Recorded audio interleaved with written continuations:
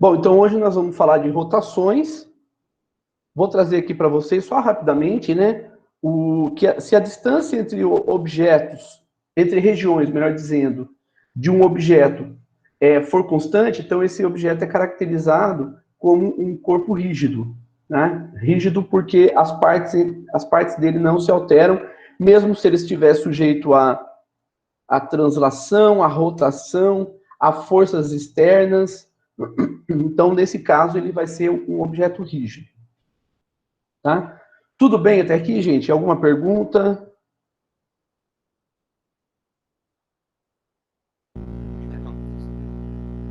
Tá, então vocês entenderam. Oi? Tudo bem, né? Então vocês entenderam o que é um corpo rígido. Então nós precisamos agora trabalhar a matemática desses corpos, desses objetos rígidos. Tá? Bom, para a gente trabalhar a matemática desses objetos rígidos, vamos considerar aqui um disco, primeiro, um disco em rotação em torno de um eixo. Então, nós temos aqui um eixo, considerando esse objeto em rotação, então nós temos aqui o deslocamento angular, que nós podemos também, nesse caso, chamar de variação angular. Esse ângulo, ele varia, então esse dθ, eu vou chamar de dθ e não de delta-θ, porque a gente já vai trabalhar com os infinitesimais e com as definições das grandezas cinemáticas. Então, para a gente trabalhar a cinemática das rotações, né, desse corpo, lembrando que esse objeto aqui, ele é considerado como um corpo rígido. Tá? Então, se nós temos aqui o ponto P1, o ponto P2, e aqui o ponto P1, P2, né? Deixa eu mudar aqui a caneta, que está muito grossa. Aqui, P2, linha. Então, quer dizer que num determinado intervalo de tempo, que nós podemos chamar de dt, nesse intervalo de tempo, o ponto P2 desse objeto, ele passou a P2'. Então, ele saiu de P2 e foi para P2'. É claro que P1 também se deslocou de dθ. Né? Não tem como o objeto 2 se deslocar de dθ e a região 2 se deslocar de dθ e a região 1 se deslocar de outro valor de ângulo, porque ele é um corpo rígido. Então, como ele é considerado rígido, então P1 também vai caracterizar, aliás, vai se deslocar de dθ. Tá? Então, nós temos aqui o P1, P1'. Então, esse ponto aqui é P1'. E a variação angular que ele vai sofrer, no mesmo intervalo de tempo dt, vai ser dθ. Tá? Então, ele vai mudar de dθ no mesmo intervalo de tempo que P2 mudou para P2'. Tá? Bom, se tiver pergunta, vocês podem se manifestar, gente. Não precisa esperar eu falar. Vocês têm alguma pergunta? Não, vocês podem parar a qualquer momento. Então, o deslocamento angular, ele é caracterizado por θ. E nós vamos definir ele em termos do tempo. Então, nós vamos ter uma grandeza cinemática, no caso aqui já vai ser cinemática de rotação, que nós vamos chamar de θ. Então, esse deslocamento, nós podemos também definir a posição angular com base numa referência. Por exemplo, se a gente chamar aqui esse ângulo de 0, então todos os demais ângulos estarão em função desse ângulo 0 aqui, tá? É assim que a gente trabalha. Bom, então a velocidade angular, ela é caracterizada pela derivada da posição com relação ao tempo. Como nós estamos trabalhando com ângulo, então vai ser a velocidade angular, nós vamos chamar de ômega, ela é definida como a derivada de θ, que é o ângulo, posição angular, com relação ao tempo. E a aceleração angular, ela é definida como a derivada da velocidade angular com relação ao tempo. Tá? Qual a diferença do movimento de translação? E por que nós chamamos cinemática de rotação? Por que nós não poderíamos, por exemplo, definir as posições e trabalhar simplesmente com a cinemática de translação? Isso pode ser feito, isso não tem problema nenhum. É você olhar o ponto e defini-lo com relação às coordenadas que você estiver trabalhando, o sistema de referência que você está trabalhando, e defini-las como as grandezas cinemáticas de translação. Porém, é muito mais simples nós observarmos as grandezas angulares quando há um movimento de rotação. O que eu posso ter é um movimento de translação mais um movimento de rotação. Isso a gente pode ter juntos, né, ao mesmo tempo. Isso pode acontecer e isso é o que a gente trabalha normalmente. Tá? O que acontece é que no movimento na cinemática de rotação, né, além da aceleração tangencial, que é definida como o raio, né, da circunferência no qual está ocorrendo o movimento, vezes alfa, que é d ômega dt. Essa daqui é a aceleração tangencial, que é a aceleração que normalmente nós trabalhávamos, que no movimento de translação, o A, né, a aceleração. Aqui tem uma aceleração centrípeta. O que é aceleração centrípeta? A aceleração centrípeta, eu não vou mostrar de onde ela vem, mas ela está associada a uma aceleração que vai para o centro, né? O que significa? Por isso que ela é centrípeta. Deixa eu trabalhar aqui com vocês, né? Mostrar para vocês aqui. Cadê? Aqui, pronto.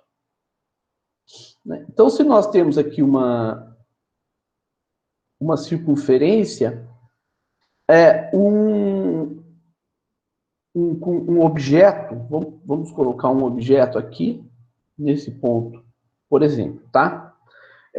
Vou definir também os eixos. Opa, tá muito grosso. Vamos fazer mais fino. Então, nós temos aqui um sistema de referência centrado no centro da circunferência. Tá? Nós vamos centrá-lo aqui. Bom, nós temos também o raio dessa circunferência.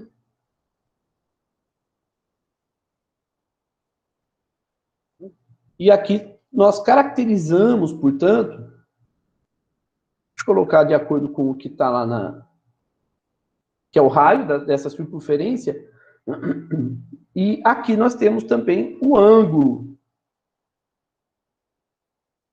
né? O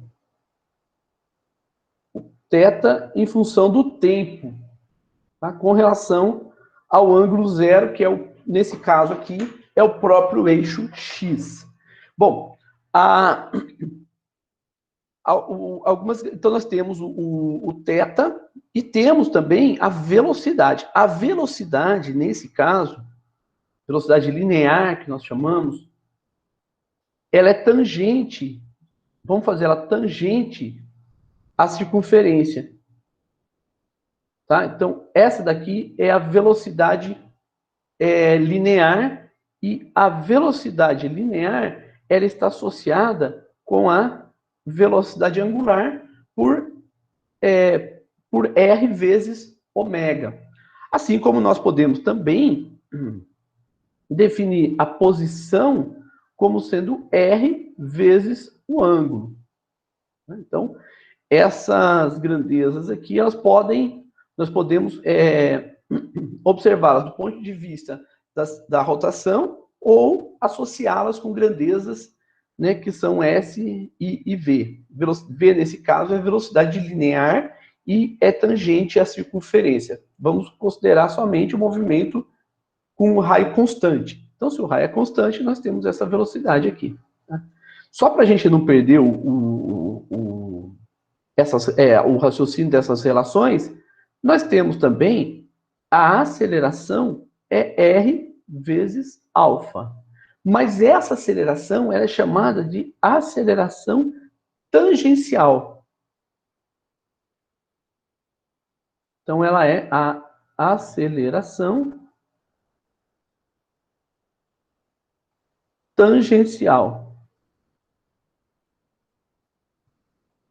Tá? Que é uma aceleração que pode estar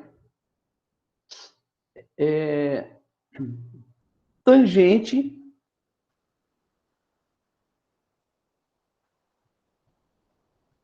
à trajetória também, tangente à circunferência. Além da aceleração tangencial, no caso do movimento circular, né, do movimento de rotação, há também uma outra aceleração, que a gente chama de aceleração centrípeta. Grosso demais, vamos por aqui. Tá? Que é uma aceleração voltada para o centro da trajetória. Tá? E é uma aceleração que nós chamamos de centrípeta. Então, essa aceleração centrípeta,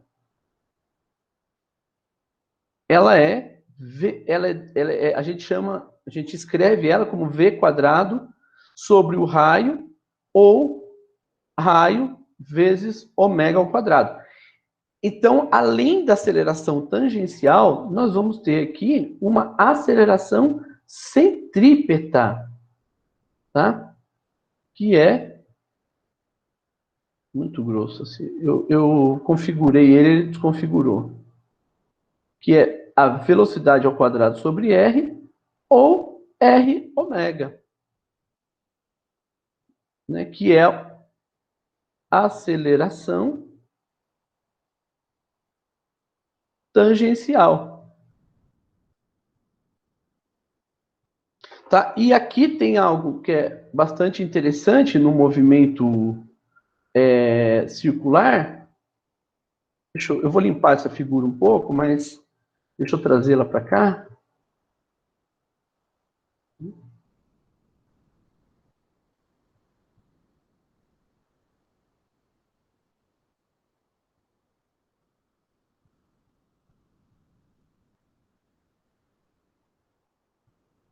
E... Opa!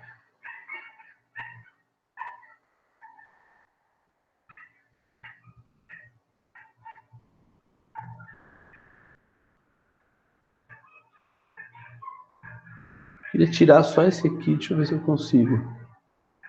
Aí, peguei. Pronto. Então, aqui é x, tá?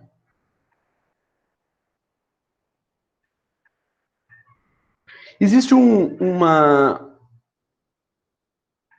Vamos considerar, então, esse ponto, tá? O ponto P, e vamos considerar que a aceleração dele, no caso, a aceleração tangencial, que é r vezes alfa, seja zero. Ou seja, ele está fazendo um movimento circular uniforme. Tá? Mas vamos acompanhar esse movimento dele. Se o movimento dele é circular uniforme, então aqui ele vai ter uma determinada velocidade, então vamos chamar aqui de P1, e nós vamos chamar aqui de V1. Se nós viermos para outro ponto qualquer, né, sofrendo, portanto, uma rotação, provocando uma rotação, melhor dizendo, então nós vamos ter aqui o P1 linha, nós vamos ter aqui o V1 linha. E como o movimento é circular e uniforme, nós podemos dizer que V1 linha é igual a V1. Mas, e aqui esse mas é muito importante, tá? V1 vetor linha é diferente do vetor V1. Vocês concordam com isso, gente? Vocês conseguem observar que os vetores são diferentes? Portanto, V1 é diferente de V1'. Vocês conseguem observar isso?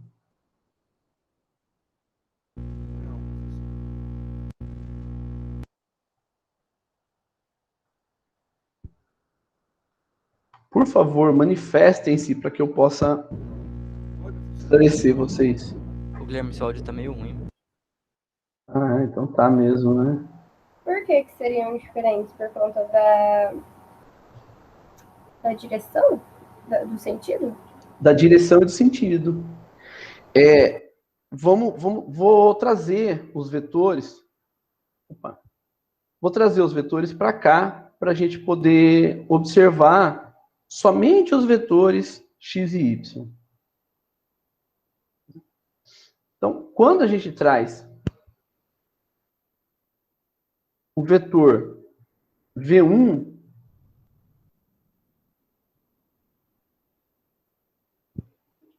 e traz o vetor V1' para cá, por exemplo, para esse sistema de referência. Opa! Então, esse daqui é V1. Esse daqui é V1'. Eles têm a mesma intensidade. Só que a direção, como você falou, Ana, a direção e o sentido são diferentes. Então, existe uma diferença entre eles. Então, ao observar esses dois aqui, tá, nós vamos ver que há uma diferença. Então, V1 vai para o V1', né, por esse caminho, e veja que existe uma diferença entre eles. Essa diferença aqui, que existe entre eles, que nós podemos chamar de ΔV, ocorre num determinado tempo. Portanto, existe uma aceleração.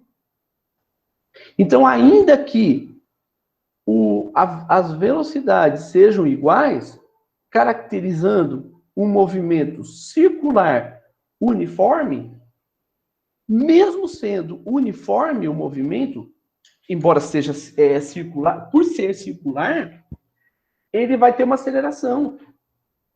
Porque há diferença no que você falou, Ana, na direção e sentido. Então, embora não tenha mudança na intensidade da velocidade, há mudança na direção e no sentido. Então, se nós formos trabalhar com se nós chamarmos a definição da aceleração como sendo dv dt, para esse caso aqui, isso aqui é diferente de zero. Por quê? Deixa eu diminuir um pouco aqui, e aí vou mostrar para vocês essa questão. Tá? Então, por serem diferentes, né, há uma aceleração.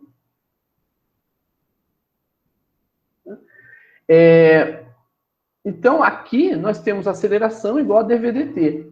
Mas nós temos que lembrar que isso aqui é vetor. Por ser vetor, então nós vamos ter a aceleração igual a dv dt.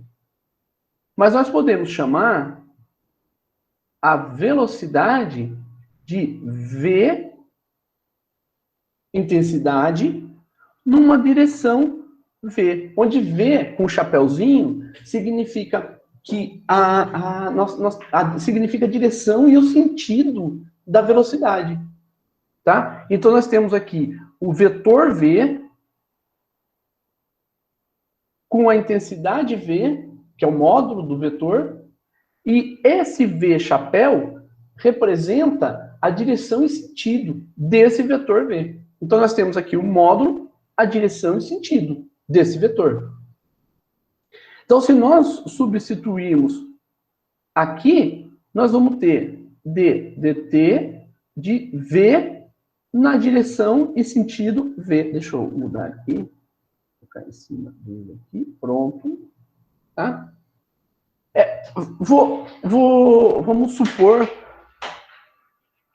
Vamos supor que nós temos aqui, para ficar mais fácil para vocês, né? Eu imagino que vocês estejam entendendo, mas para ficar mais claro para vocês ainda, vamos considerar um sistema biortogonal. Ou seja, x, y, tá? Nesse sistema XY, então nós vamos ter a velocidade, ela vai ser a componente da velocidade na direção X, mais a componente da velocidade na direção J. Tá certo? Então, se nós chamarmos essa velocidade aqui de V1, então nós vamos ter a componente da velocidade em 1 e a componente da velocidade em 2. Mas nós também temos V2. V2 não, é V1', né? Que eu chamei. V1'. Então vai ser Vx na direção Y mais Vy na direção J. Mas vai ser V1' e V2'. Né? Conforme a gente pode observar aqui, tá? Eu desagrupei sem querer. Então, vamos lá. Ué.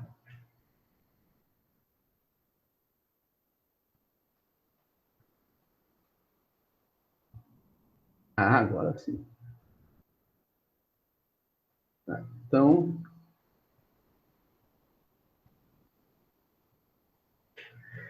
veja que as componentes de V1 e de V1', elas são diferentes.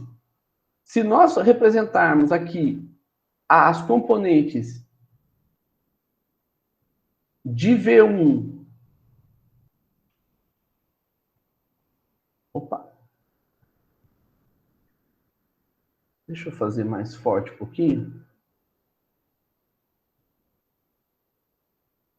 Para a gente poder acompanhar.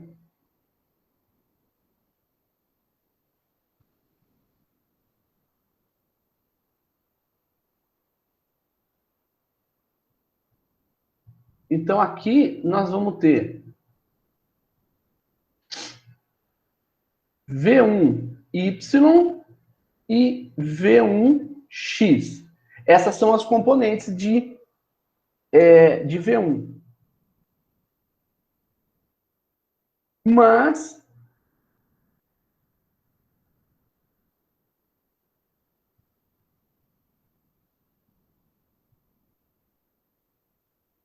nós temos também a V1', o vetor V1'. Vou apagar aqui. Então, esse vetor V1',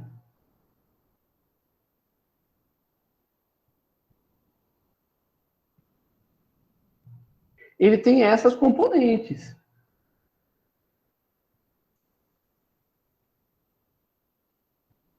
V1', Y e V1,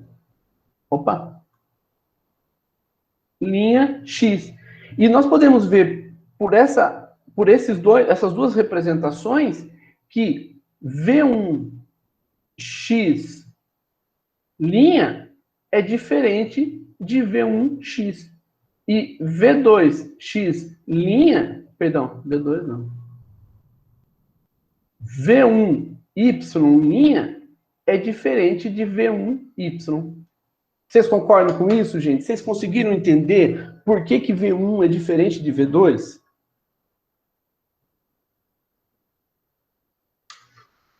Agora sim, professor. Beleza. Todo mundo? Alguém não entendeu? Beleza, tranquilo. E aí nós podemos ver o seguinte, que o módulo de V1 é igual ao módulo de V1', mesmo as componentes sendo diferentes, não tem problema, porque elas se compensam. Então eu posso ter, por exemplo, o módulo de V1 vai ser V1, a raiz quadrada de V1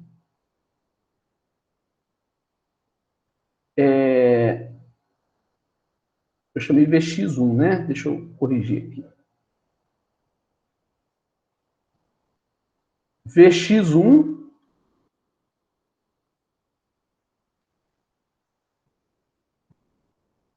mais V1y1, ambos ao quadrado, é igual a Vx1' mais ao quadrado mais VY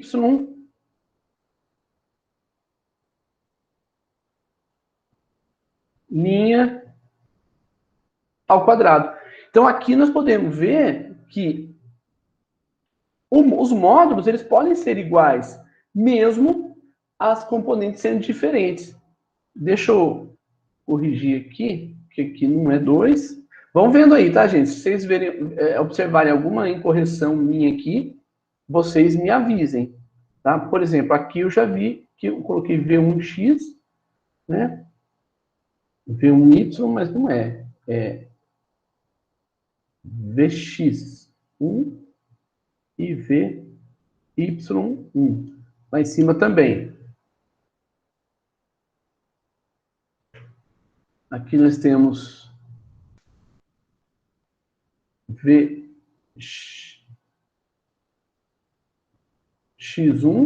e Vy1. Tá certo? Então, como as velocidades elas são diferentes, então as velocidades são diferentes, então nós vamos ter aceleração. Independente da intensidade. A intensidade pode ser igual. Mas como a direção e sentido são diferentes, então nós vamos ter aceleração. Porque quando a gente diz que a aceleração é constante, quando a velocidade quando a velocidade não muda, nós estamos falando da velocidade vetor, e não a velocidade, não somente a intensidade. Bom, então, diante disso, nós podemos dizer o seguinte, que nós temos relações entre a translação e a rotação. Por exemplo, na translação, nós temos x caracterizado como x em função do t, pode ser s também, tá? Que é a posição, a velocidade é dx dt e a aceleração é dv dt. Na rotação, nós temos θ, igual a θ em função do tempo, ômega, que é a derivada da posição angular com relação ao tempo, e alfa, que é a derivada da velocidade angular com relação ao tempo. Lembrando também que nós temos aqui, esse aqui é o alfa, e nós temos a aceleração tangencial, que é r alfa, e temos a aceleração centrípeta, que é v quadrado sobre r, tá? Que é igual a r ômega ao quadrado. E aqui, deixa eu só mudar o R aqui, colocar R minúsculo, porque em alguns lugares eu usei R minúsculo, outros maiúsculo, para não confundir vocês, tá? Então, esse é o raio da circunferência. Circunferência que não necessariamente o movimento vai ser ao longo de toda a circunferência. Pode ser uma parte da circunferência, não tem problema, já caracteriza um movimento. Bom, algumas grandezas também que nós temos são... veja que, deixa eu acompanhar com vocês essa passagem, que é uma passagem bastante interessante também, tá? Então, a energia cinética. Bom, a energia cinética nós caracterizamos como massa vezes velocidade ao quadrado, tá? Então, se for um sistema para um sistema de partículas, né? Então, nós podemos dizer que vai ser a somatória das energias cinéticas individuais. Então, se nós tivermos aqui uma região do espaço, e essa região do espaço tiver várias partículas, cada uma delas com uma determinada velocidade, então cada uma delas vai contribuir para a energia cinética total do sistema. Né? Então, isso é uma coisa que a gente já viu também, né, que a energia ela vai ser caracterizada, nesse caso, pela energia total do sistema. Então, se cada uma delas tiver uma determinada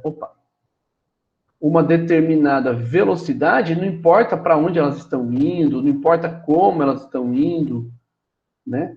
O que importa é que cada uma delas tem uma determinada velocidade, então existe uma energia cinética de cada uma delas. E a soma das energias cinéticas de cada uma delas caracteriza a energia cinética total do sistema. Tá? em termos de energia, você pode, por exemplo, pensar o seguinte: se um mosquito, uma mosca vem para o seu lado, não tem problema. Agora imagina 1 milhão de moscas vindo, todas elas, e batem, por exemplo, num único numa única região do teu corpo. Né? Isso já faz diferença. Bom, mas vamos lá. Então, a energia cinética, se nós usarmos V igual a R ômega, então nós vamos escrever a energia cinética total desse sistema como sendo meio vezes M, massa, vezes R ômega ao quadrado, onde eu substituí V por R ômega, porque o sistema contém partículas em rotação. Se nesse caso tem partículas em rotação, então nós vamos ter a somatória de massa vezes R ao quadrado vezes ômega ao quadrado. Tá?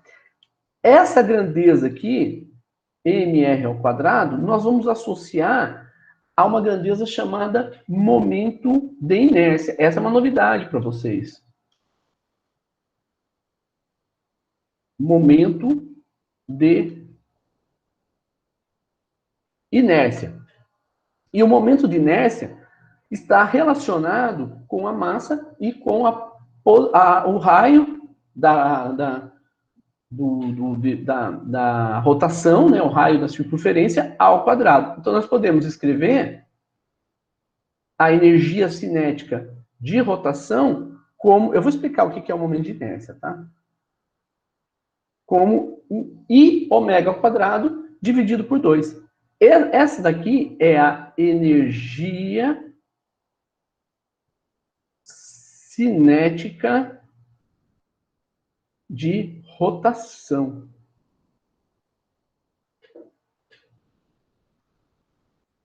Tá?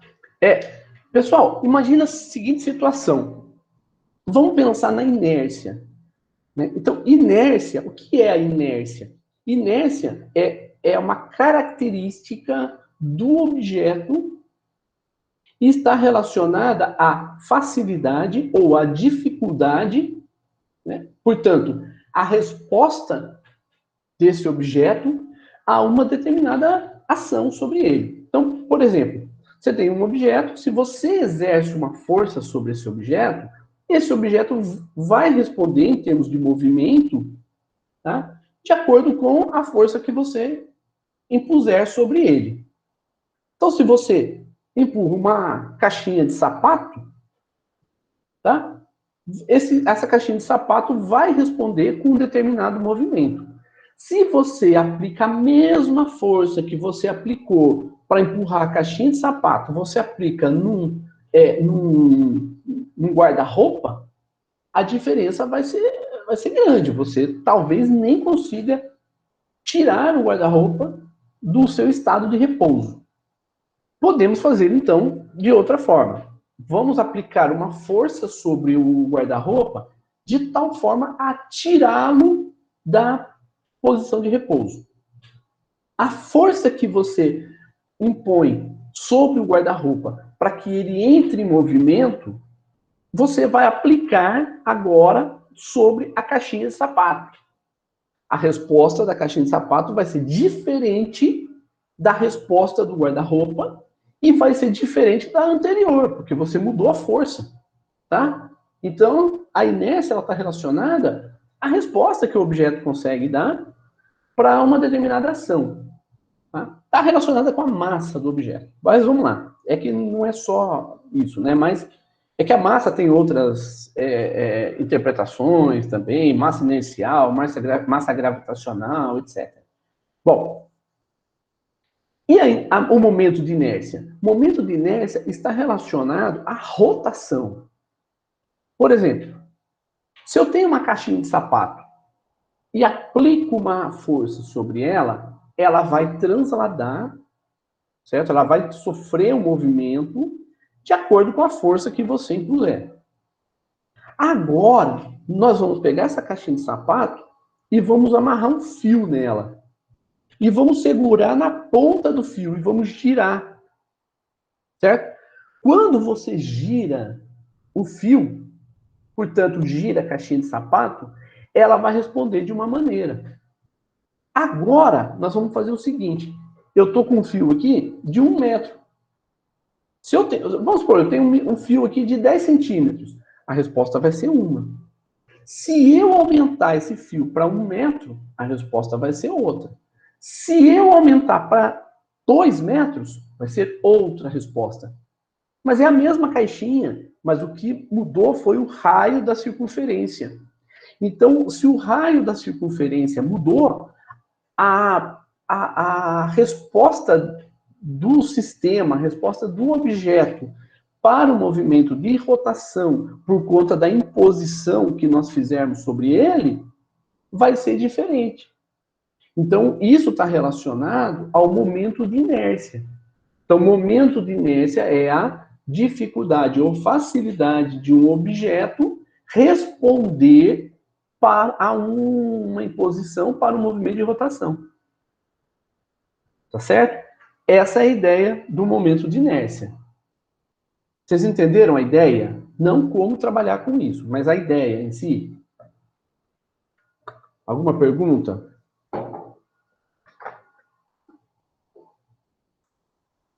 Eu não, professor. Não. Vocês estão quietinhos hoje? O que foi, hein, gente? O que aconteceu?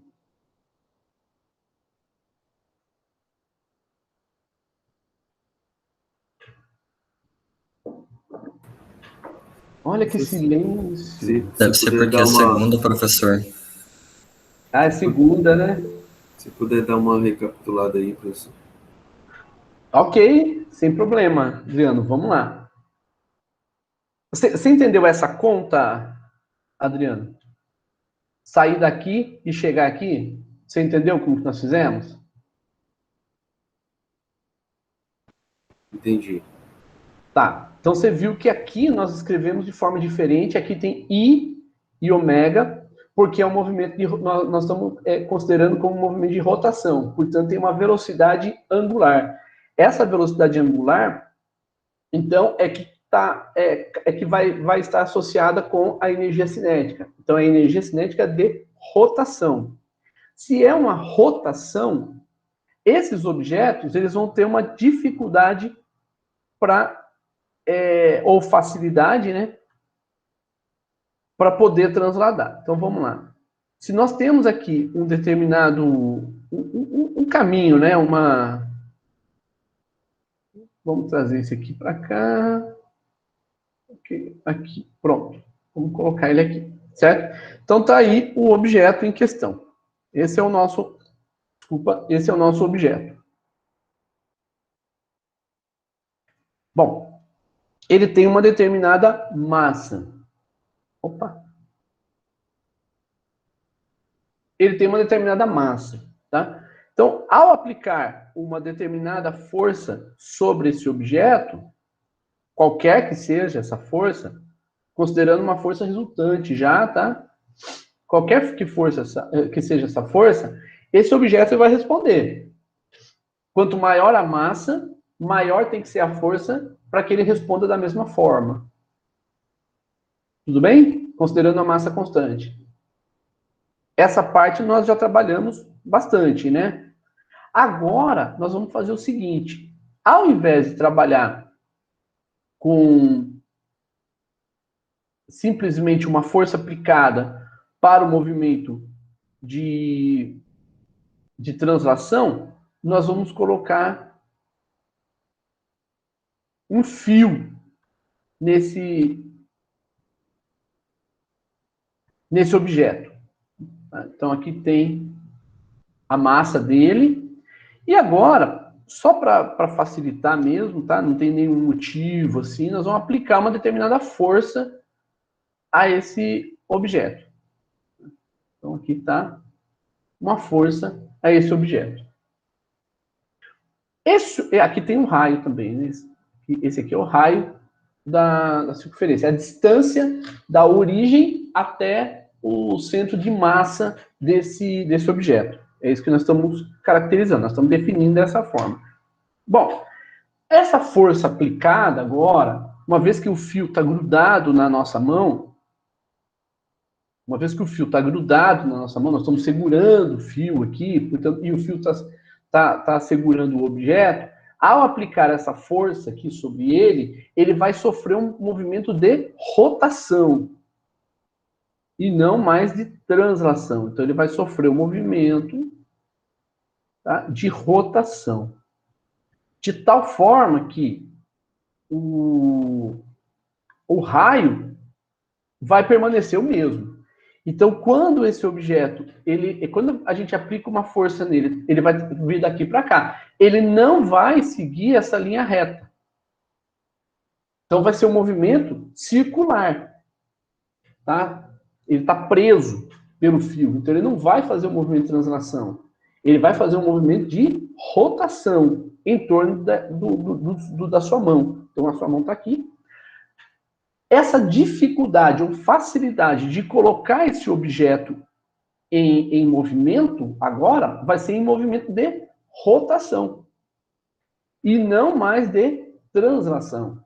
Então, o que nós temos aqui nessa figura de baixo é diferente do que nós temos aqui na figura de cima. A situação é diferente. Agora, nós vamos fazer o seguinte. Eu ainda vou manter o mesmo objeto. Então, vai ser um objeto de massa M. Só que agora, nós vamos fazer o seguinte. Nós vamos aumentar o raio. Tá? Então, agora vai ser... Deixa eu aqui. A origem está aqui. Nós colocamos ele mais distante. E agora aqui vai ser R'. Vamos supor que seja 2 vezes o raio. Tá? E nós vamos aplicar a mesma força sobre esse objeto. Vamos aplicar aqui a mesma força sobre esse objeto. Deixa eu ver se eu consigo pegar esse aqui para ficar até mais...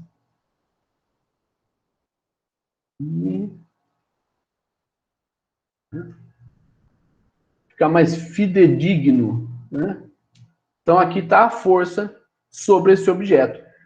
Então, veja que essa força, embora esteja nessa linha, né, o movimento desse objeto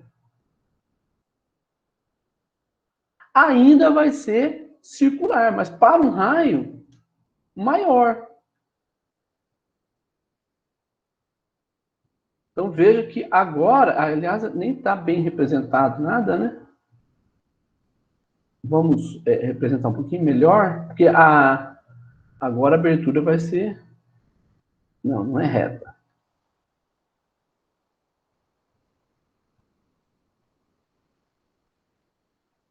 Não gostei.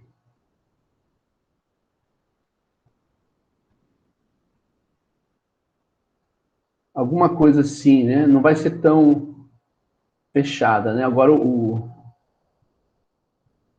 E nós temos aqui que essa distância, ela vai ser a distância R'. Então, veja que agora, como a gente aumentou o raio, né, da posição desse objeto, ou seja, nós aumentamos o comprimento do fio, né? Então, se aumentou o comprimento do fio, você vai ter uma outra resposta do objeto para a mesma força aplicada. A resposta vai ser diferente. Tudo bem, Adriano? Tudo bem, entendi. Tá. Então, se vocês compreenderem isso aqui, então agora eu vou trazer um outro elemento para vocês pensarem, para vocês refletirem sobre isso e poderem entender o que está acontecendo. Imagina o seguinte, você tem uma caneta, como essa aqui, tá? Bom, você tem essa caneta e eu vou fazer o seguinte, eu vou segurar no meio e vou provocar um movimento de rotação nela, né? Então, se você olhar para as pontas da caneta, você tem aqui um movimento de rotação, tranquilo. Agora, eu vou segurar na ponta dela e vou provocar o mesmo movimento de rotação. Faça aí na sua casa e veja se você vai aplicar a mesma força para provocar o mesmo movimento. Professor, foi a mesma coisa. Você pode até falar que foi, né? Foi mesmo? Vocês fizeram essa experiência? Como, professor? As duas situações? Uma situação você vai pegar no meio da caneta, tá? E vai provocar um movimento de rotação na ponta da caneta. Agora, você vai pegar na ponta da caneta e vai provocar o mesmo movimento de rotação. Parece que eu aplico mais força quando estou pegando na ponta da caneta. Tá, ok. Mais gente chegou a essa conclusão também? Ou discorda do Adriano? Eu concordo, eu fiz aqui no meio, ficou mais fácil. Ok. Então, vocês conseguem perceber isso que nós estamos falando na prática. Se você quiser, você pode até fazer o seguinte, pega um cabo, pega uma vassoura, não precisa ser cabo de vassoura só não, pode ser a vassoura mesmo, procura o centro de distribuição gravitacional, ou seja, o ponto da caneta, onde eu já vou dar o spoiler, onde é mais fácil você segurar a vassoura, tá? Provavelmente vai ser mais próximo da onde fica a vassoura em si, né? Eu não sei o nome daquilo lá, né? Mas onde fica aquela parte da vassoura que varre, né? Mesmo, né? Não o cabo. Então, provavelmente vai ser mais próximo dali. Para você. Agora, você vai fazer o seguinte: você vai pegar na ponta da vassoura e vai ver se você consegue provocar o mesmo movimento e para isso se você vai aplicar a mesma força. Comparando com a caneta, você já sabe a resposta. Tá? Você já sabe o que vai acontecer. Então, isso é o momento de inércia, que é esse aqui que nós acabamos de ver. Então, esses são os efeitos. Não somente o momento de inércia, o momento de inércia está envolvido, o que a gente está falando aqui é o seguinte, não é que esse movimento em si é o movimento de inércia, ele está relacionado ao momento de inércia. Aqui nós temos outras grandezas físicas que nós vamos falar já já. Uma delas, né, vai ser o momento angular e o outro vai ser o torque. Mas nós vamos falar disso já já. Então, o momento de inércia, ele está associado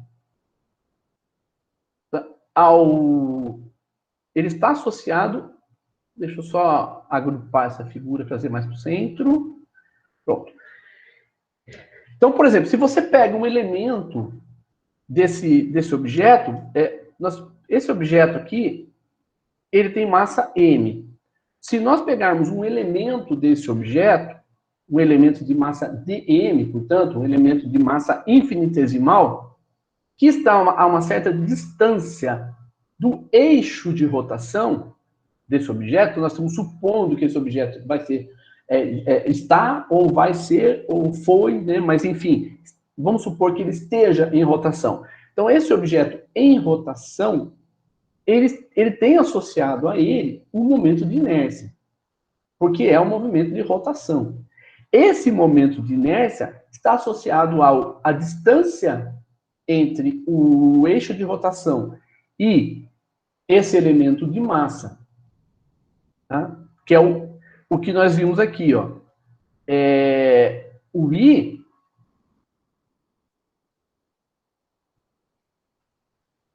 tá?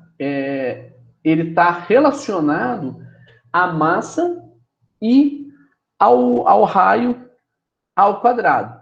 Então, ρ aqui, essa letra grega, ρ, ela está relacionada à distância entre o eixo de rotação e o elemento infinitesimal do objeto. Tá? Então, essa daqui é a representação do momento de inércia.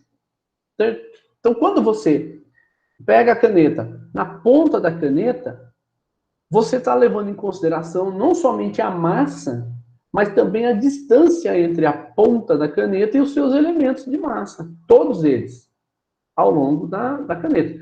Se for um fio cuja massa seja desprezível e você amarra na ponta desse fio um objeto com uma determinada massa, tá?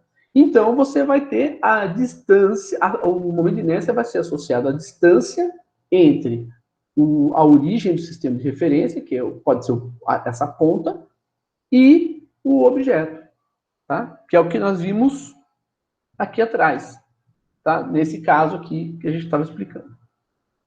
Bom, então, vamos fazer uma coisa para a gente poder compreender melhor. Eu vou trazer aqui alguns momentos de inércia, o cálculo de alguns momentos de inércia. Isso aqui está no livro do Moisés no Sensweig, tá? Então, alguns momentos de inércia. Por exemplo, nesse caso aqui é um anel. Esse anel aqui, se nós pegarmos, deixa eu pegar um pedaço desse anel, tá? Então, nós vamos pegar aqui. Espera aí.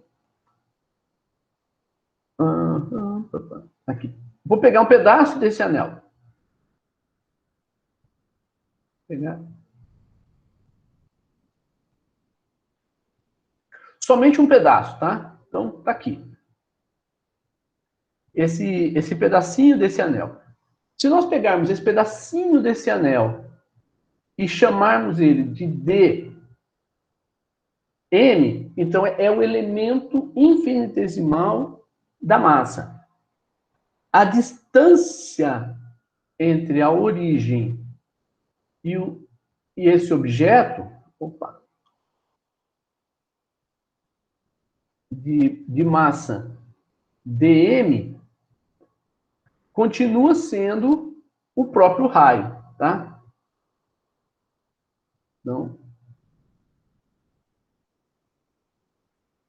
esse aqui é o elemento de massa. Bom, então, nós podemos determinar o momento de inércia desse anel, considerando que a distância ρ é igual a R. É o próprio raio, isso não vai mudar. Então, ρ que é a distância entre a origem e o elemento de massa. Nós podemos pegar, por exemplo, outro elemento de massa, né? Vamos pegar um elemento de massa que esteja, por exemplo, aqui. Tá? Então, esse elemento de massa, esse outro elemento de massa, ele vai ter também uma determinada distância até a origem, até o centro desse anel. E também vai ser R. Mesmo que eu chame esse elemento de massa de dm', ele não vai ser diferente do outro. Por quê? Porque esse anel é homogêneo. A distribuição de massa nesse anel não vai mudar, é a mesma. Então, o elemento de massa também vai ser o mesmo. Então, o que nós vamos fazer? Nós vamos somar sobre todas as contribuições dos elementos de massa. Quantos nós tivermos. Para fazer isso, o que a gente faz? Usa a integral. Como ρ é constante, então vai ser... Deixa eu tirar essa seta daqui, tá?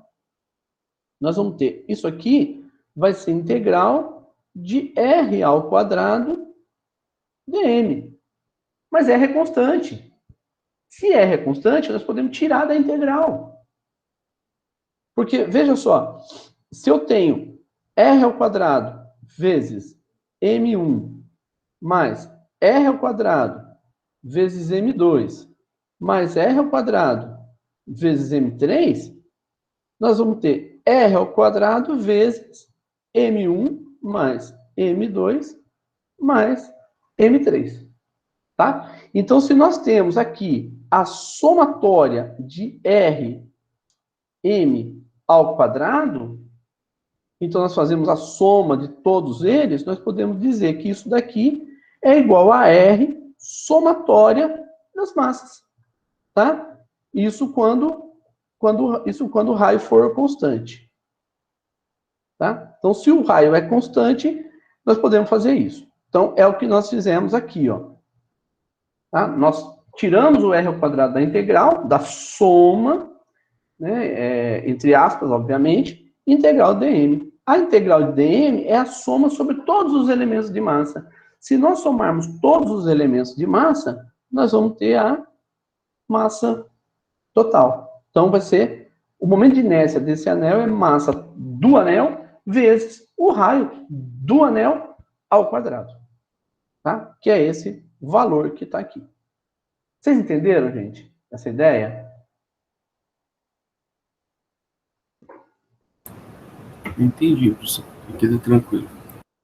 Beleza. E isso, veja que eu posso, por exemplo, isso eu estou considerando o raio do anel com relação a essa origem.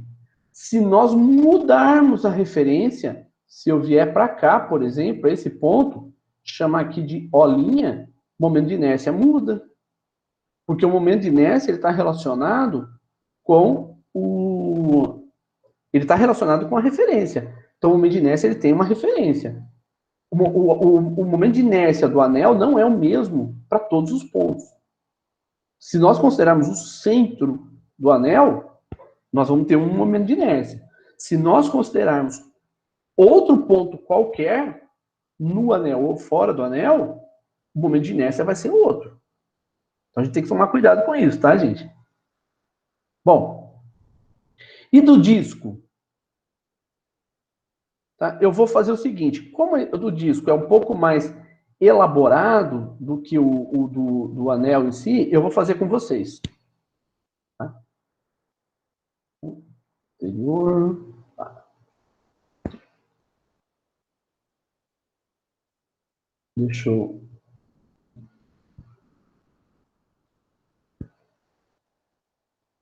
para cá. Então, ele é um pouco mais elaborado, mas ele também não vai ser assim, um bicho de 7 cabeças, não. Tá? Então, nós vamos continuar trabalhando com I igual a integral de ρ quadrado dm. Tá? Só que agora, veja que nós temos também nós temos aqui também um elemento de...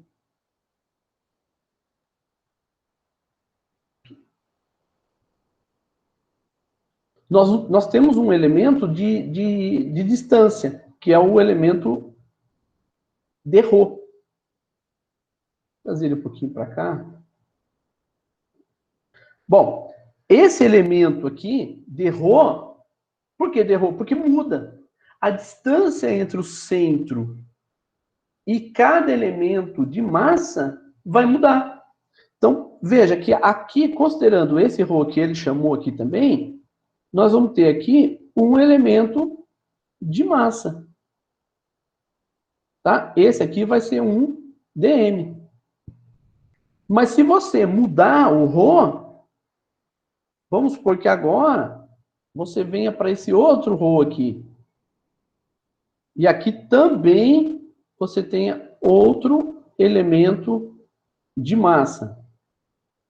dm. Veja que mudou o ρ.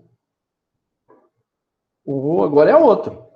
Então, o ρ é a distância entre a origem do sistema de referências até os elementos de massa vai mudar. Porque é diferente do anel. No anel, você só tinha o massa nas extremidades. Aqui não. Aqui a gente tem massa em todo o conjunto do disco. Então, como que nós vamos fazer isso? Então, veja só.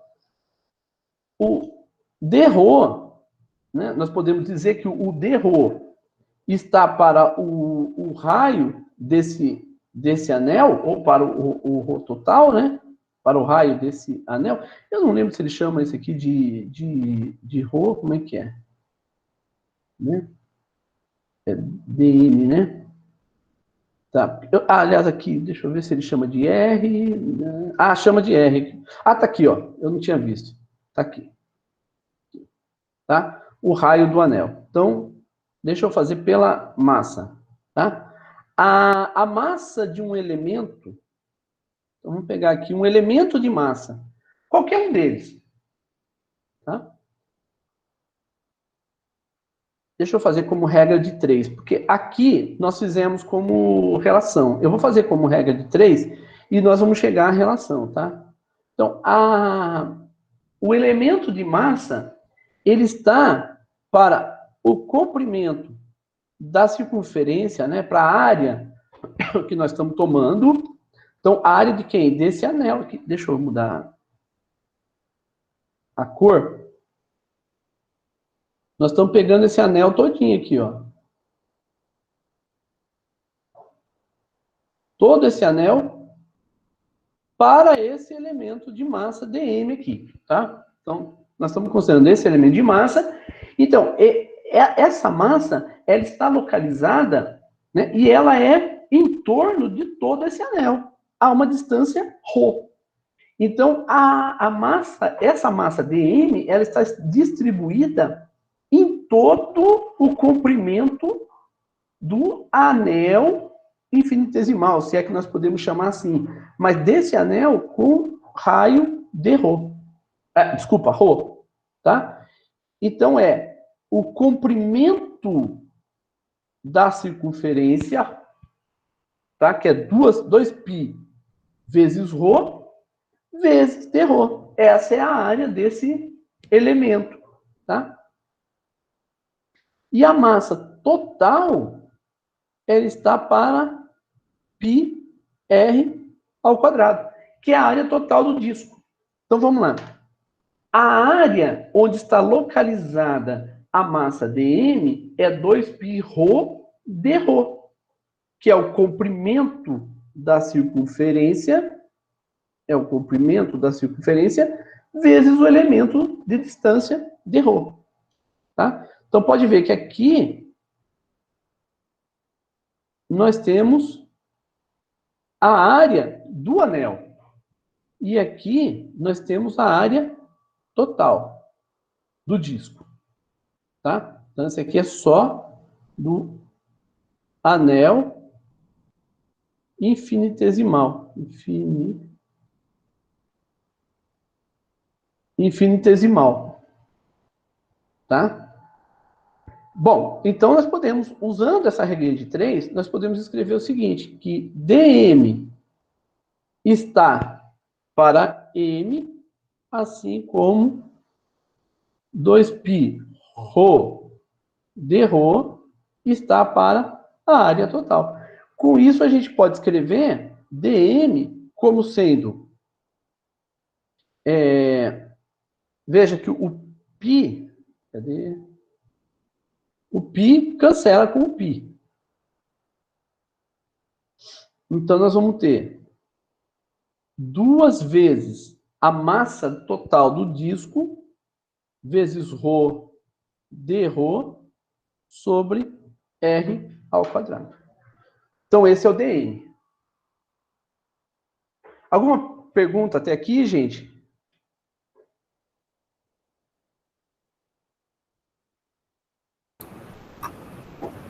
Não, por enquanto não.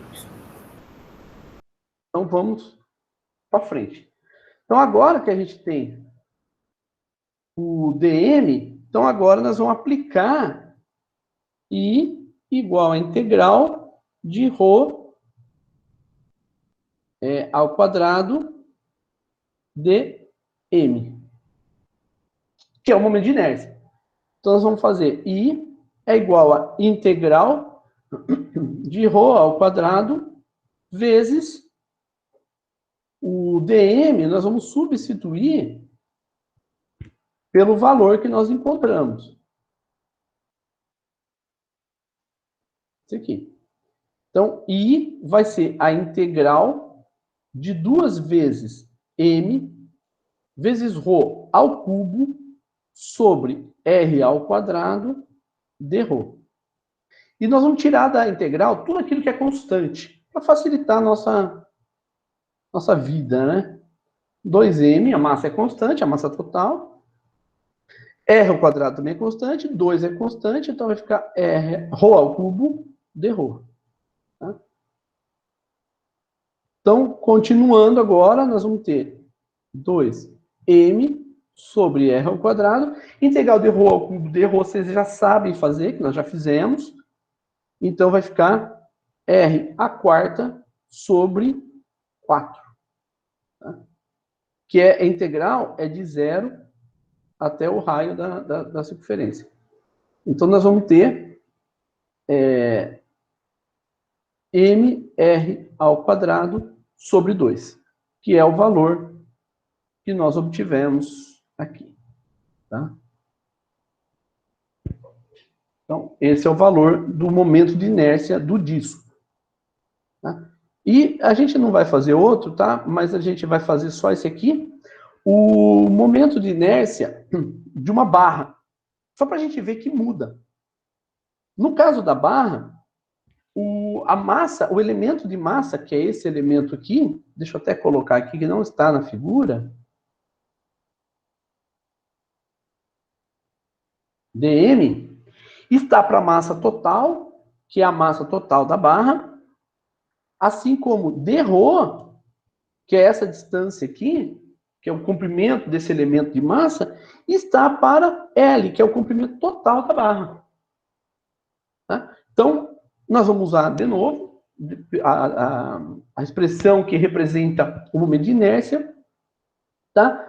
E vai ser substituindo o dm por esse dm aqui, que vai ser m dρ sobre L. Então, vai ficar m sobre L, que é constante, integral de ρ quadrado dρ. De 0 até L sobre 2. Cuidado, hein? Não é de 0 até L, não. Porque a referência não é na extremidade, a referência é no centro. Então, vai ser de 0 até a extremidade, L sobre 2. E com isso, a gente tem um momento de inércia da barra. Então, a gente sabe agora determinar o momento de inércia dos objetos. Tá? Eu vou ver ainda se eu passo alguns exercícios para vocês calcularem o momento de inércia, ou se nós vamos trabalhar sempre com valores dados. Mas é importante que agora vocês sabem que é possível calcular e a gente sabe como usar essas expressões. Bom, uma outra grandeza que a gente precisa também entender hoje, tá? Entender não, a gente precisa saber que ela existe pelo menos, é o torque. Quem for fazer as disciplinas de resistência dos materiais, né, de operações unitárias, se não me engano, mas quem for fazer também mecânica dos sólidos, vai ver uma grandeza chamada torque. Essa grandeza, torque, lá vocês vão ver com outro nome. Vocês vão ver como momento de força, tá? Que é uma linguagem da engenharia. Aqui nós estamos usando a linguagem da física. Independente do nome que a gente denomine essa grandeza, o importante é a gente entender o conceito. Tá? O torque ele é definido como produto vetorial entre a distância entre o ponto de referência até o ponto de aplicação da força, até a força aplicada. Tá? Eu não escrevi isso porque isso está representado na figura. Então, se nós observarmos a figura, veja o que nós temos aqui, veja os elementos. Nós temos a distância do ponto de referência até o ponto de aplicação da força, que é o R. R, produto F, vai nos dar o torque.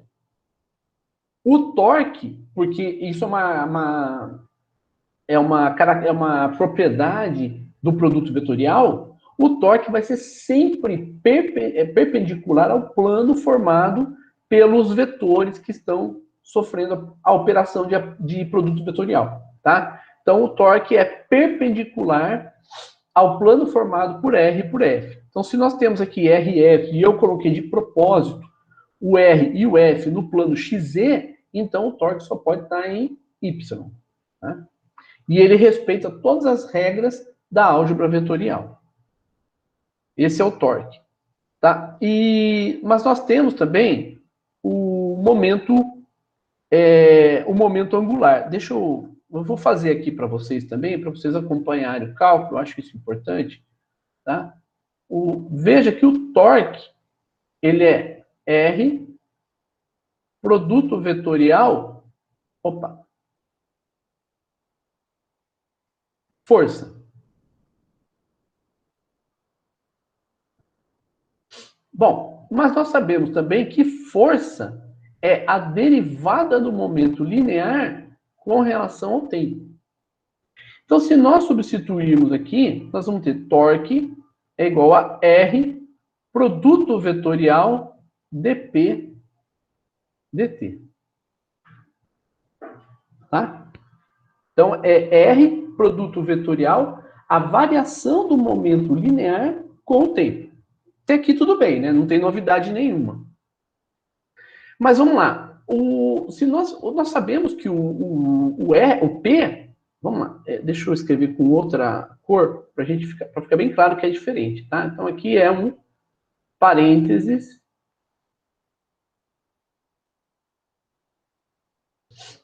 Tá? E nós temos aqui R, produto vetorial, dP, dt. Melhor dizendo, eu vou fazer diferente do que está lá. Eu vou fazer o seguinte, d dt de R, produto vetorial P, tá? Então eu vou pegar ele como um todo. R, produto vetorial, momento linear. Podemos fazer isso? Claro. Então nós vamos ter a derivada do primeiro. Então nós vamos ter dr dt produto P mais o primeiro produto vetorial segundo. Gente, quanto dá esse valor aqui? Qual é esse valor? Tem um valor, número. Qual é? Será que alguém consegue enxergar? Porque assim, não adianta, não basta falar o valor, tem que dizer por quê, tá? Vocês sabem qual é o valor e por quê?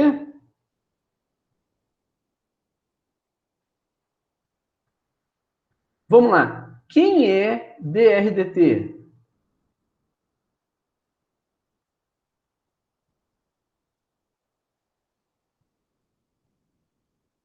Cinemática. Quem é DRDT? R é o quê? Posição. Derivada da posição com relação ao tempo. Como que é o nome disso?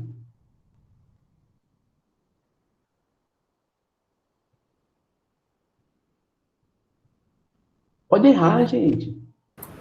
Aceleração? Opa! Aceleração? Velocidade. Velocidade. Velocidade. A aceleração é derivada da velocidade com relação ao tempo. E quem é P? Momento linear. Como que a gente representa o momento linear?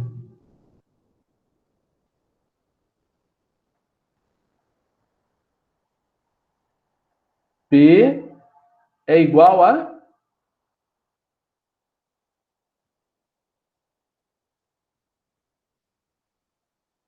Se você tiver que calcular o momento linear, quais grandezas físicas você vai precisar?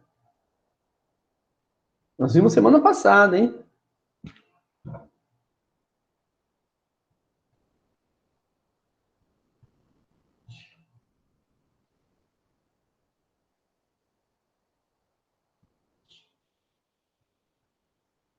Ninguém arrisca? Não é para chutar, é para entender. Vamos lá. A força não é dP/dt? Quem é esse P que está aqui na segunda lei de Newton?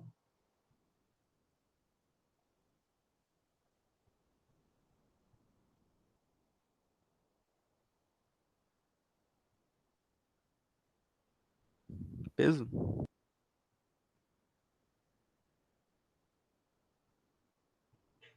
Vamos lá. Força igual a dP/dt. Se P for o peso, então P é massa vezes gravidade. Aqui na superfície da Terra. Então, não importa qual força você aplique, sempre você vai ter massa e gravidade com relação ao tempo. Massa é constante, gravidade é constante, então é igual a zero. Ou seja, não há forças aplicadas na gente aqui na Terra. É verdade isso?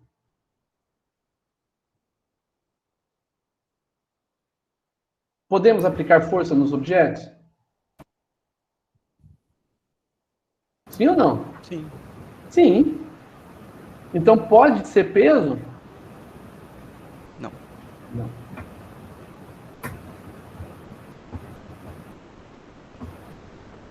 Então é o quê? Pode pesquisar, gente. Pesquisa lá, momento linear. Oi? Densidade das partículas. Densidade? Das partículas. Não, vamos voltar lá, gente, vamos voltar lá no começo. Agora a gente vai precisar dar uma parada aqui, tá? Vamos lá. Peraí.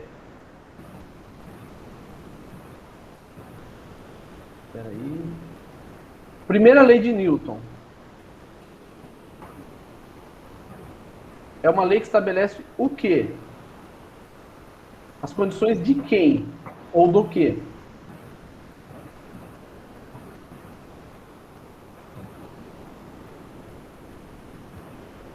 Inércia? Sim, mas o que ela estabelece? Foca no observador. No Observador. o observador está onde? Ele tá posicionado em algum lugar. Como que a gente dá o nome dele para esse lugar? Referencial. Referencial, tá? Mas é isso que a Ana Clara falou. Foco no observador. A segunda lei, usando isso que a Ana Clara falou. O foco é em quem? Objeto? Observável. Estado de movimento do observável. Isso. Então é movimento em si. Como que a gente expressa a segunda lei de Newton? Expressão matemática. F igual a dp de t. Isso. Se a segunda lei é de movimento e existe um tal de P aqui, esse P tem que estar relacionado a quê? A movimento. Tudo bem? Se esse P está relacionado ao movimento, então ele não pode ser uma força. Esse P está relacionado a movimento. Qual é a grandeza física que normalmente nós usamos para associar a movimento?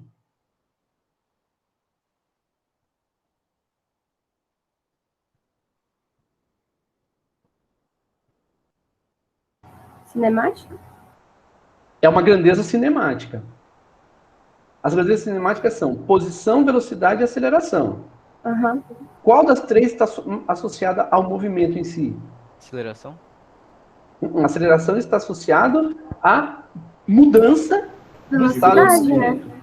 Velocidade. Então, P tem que estar associado à velocidade. Então, eu tenho que ter P... Opa! Então, P, ele tem que estar relacionado à velocidade. O que mais que eu preciso? Quando a gente aplica uma força sobre um objeto, esse objeto pode sofrer uma mudança na sua velocidade. Mas o que mais? Depende da massa desse objeto? Depende da massa. Então, P tem que estar relacionado à velocidade e P tem que estar relacionado à massa. Então, como é que nós vamos escrever esse tal de P? Massa vezes velocidade? Massa vezes velocidade. Vocês acompanharam a ideia, gente? Sim. Ficou mais Sim, fácil professor. entender agora? Sim, ficou mais fácil. Exato. Então agora nós vamos voltar aqui. dr/dt é uma grandeza cinemática chamada velocidade. Essa grandeza P, quem é o P mesmo? Agora vocês já sabem, né? Pode falar em uníssono agora. Quem é o P? Massa vezes velocidade. Massa vezes velocidade. Massa vezes velocidade. Então, o P está associado à velocidade. E nós vamos escrever isso aqui, portanto, da seguinte forma. dr dt, produto vetorial P, vai ser igual a V, produto vetorial, massa vezes velocidade. Concordam? Sim. A massa, eu posso colocar a massa para cá, né? Então, isolar a massa. Então, vai ser V, produto vetorial, V. Qual é o produto vetorial entre dois vetores paralelos? Nesse caso, são até iguais os vetores. Vamos lá. O módulo. Deixa eu escrever aqui. O módulo de dois vetores, do produto vetorial de dois vetores, é o módulo do primeiro. Ficou feio, né? É o módulo do primeiro vezes o módulo. Deixa eu tirar esse V. Eu não gostei do V porque nós estamos chamando V de velocidade, né? Seria só m vezes v ao quadrado, né? Então, não é porque é o produto vetorial. Eu vou mostrar para vocês aqui.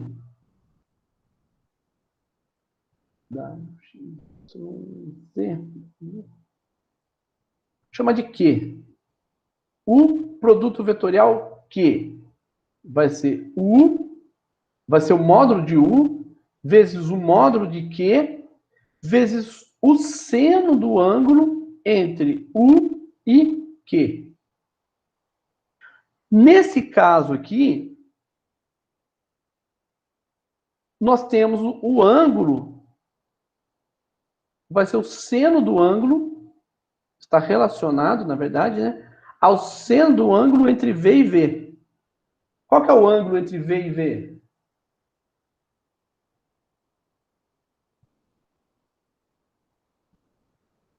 Se nós temos aqui o vetor V,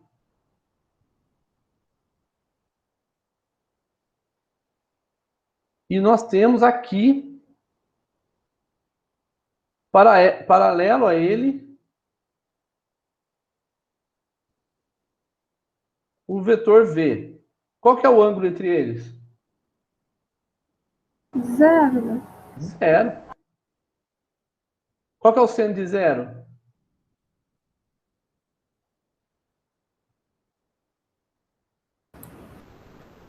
Né? Zero. Então, quanto que é aqui o produto vetorial Q? Se U e Q forem paralelos. Zero. Zero. Se U e Q forem paralelos. Portanto, qual vai ser o resultado aqui? Porque tem o produto V, é produto vetorial entre V e V. Qual que vai ser o valor aqui? Zero. Acompanharam o raciocínio? Sim. Então, agora, nós vamos chamar esse aqui de novo, para cá. E nós vamos escrever o seguinte: D, dt, de R, produto vetorial. Ficou feio. Já é feio, né? Se eu enfeiar, fica mais feio ainda. R, produto P, vai ser R, produto vetorial, dp, dt. Que é esse daqui, ó. Vamos fazer aqui. Aqui. Esse daqui é esse daqui. Portanto, nós podemos escrever que o torque é igual a d dt de L. Que L é esse, professor? L é igual a R, produto vetorial P. Mas quem é L? É o momento angular. Tá? Então, essa daqui é chamada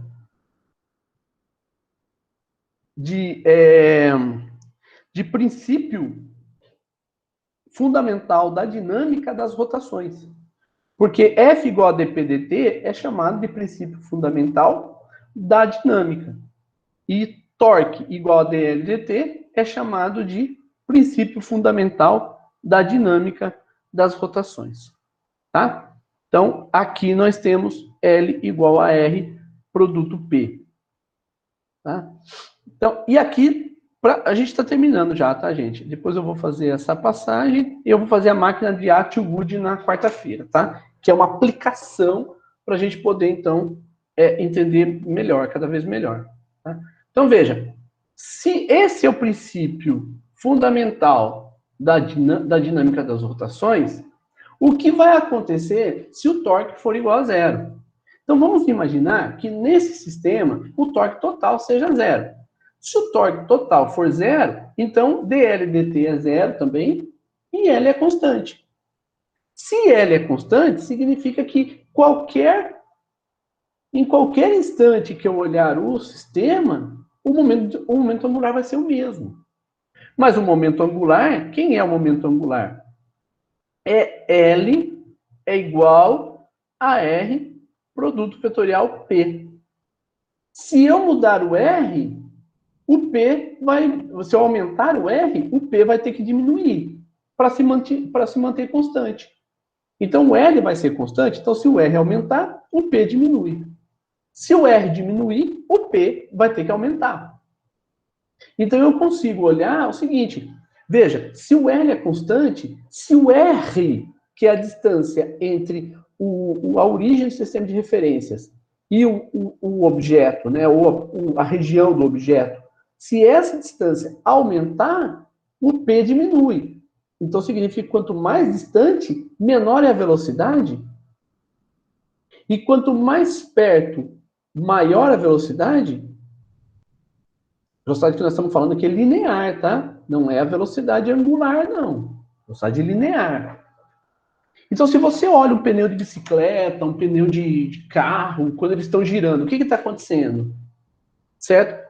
Se você olhar no centro, tá? A sensação que você vai ter é de que o centro está girando mais rápido. Sim ou não? Sim. Sim. O que vocês vão fazer? Vocês vão observar agora para ver se isso é verdade ou não.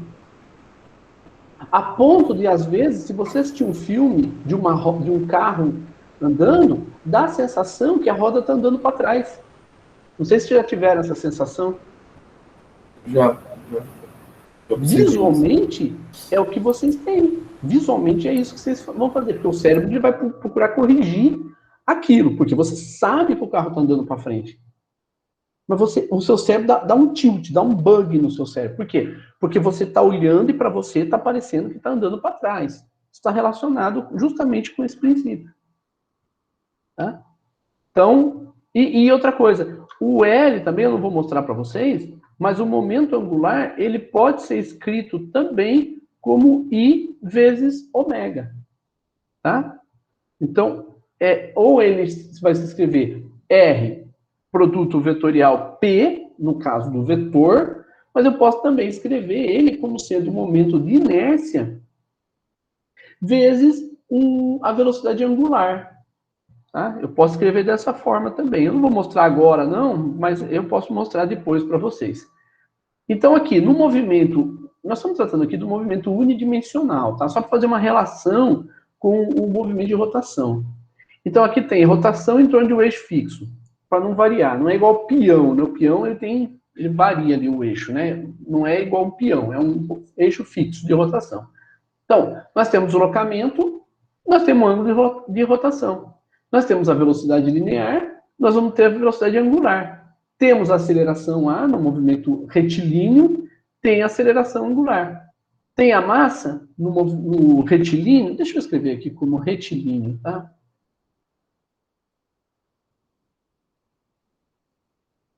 E aqui, circular. Tá? Momento linear, momento angular. Força, torque.